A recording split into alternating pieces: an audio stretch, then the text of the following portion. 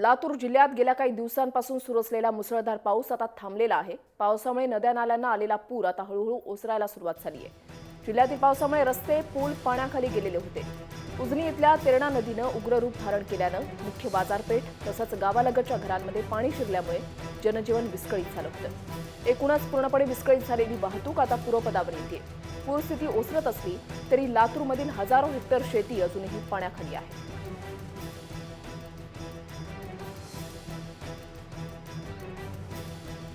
सचिन अंकुलगे आपले प्रतिनिधी आपल्या सोबत आहेत। सचिन, सध्या काय परिस्थिती आहे लातूरमध्ये?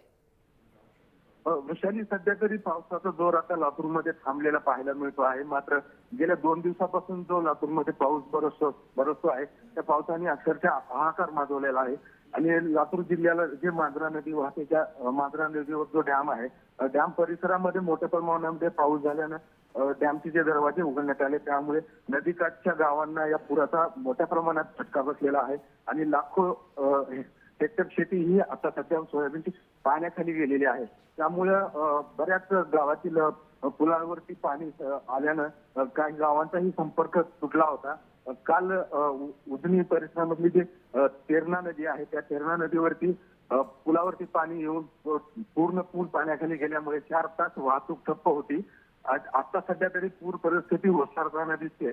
मात्र आणखीनही पावसाचा मोठ्या प्रमाणात इशारा दिल्यामुळे प्रशासनाने आता तरी जनतेला सतर्क केलेला आहे। वृषाली, सचिन, या व्हिज्युअलच्या माध्यमातून आपण पाहू शकतो की कशा पद्धतीने पुरावरून पाणी जे आहे ते गेलेलं आहे। संपूर्ण जो मधला पुलाचा भाग जो आहे तो पूर्णपणे पाण्याखाली आलेला आहे।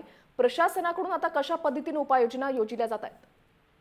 वृषाली, सध्या तरी पुलावरून आणखी हलसी तुगाव या गावामध्ये आणखी पुलावरून पाणी आहे। मात्र त्या ठिकाणी रेस्क्यू टीम ही सज्ज करण्यात आलेली आहे आणि जातीनं लातूरचे जिल्हाधिकारी आणि त्यांची प्रशासनाची टीम ही प्रत्येक अशा धोकादायक ठिकाणी सज्ज करण्यात आलेली आहे। वृषाली, धन्यवाद सचिन, दिलेल्या सविस्तर माहितीसाठी। या संदर्भातले अपडेट्स वेळोवेळी तुमच्याकडून जाणून घेणार आहोत। लातूरमध्ये जो गेल्या 2-3 दिवसांपासून मुसळधार पाऊस पडतोय, त्याच्यामुळे पूर स्थिती निर्माण झालेली आहे। या व्हिज्युअल्सच्या माध्यमातून आपल्या लक्षात येईलच की नेमकी त्या ठिकाणी काय परिस्थिती आहे। हा संपूर्ण पूल जो आहे, हा रस्ता जो आहे तो पूर्णपणे पाण्याने व्यापलेला आहे। नदीचं पाणी पूर्णपणे या रस्त्यावरून गेलेलं आहे।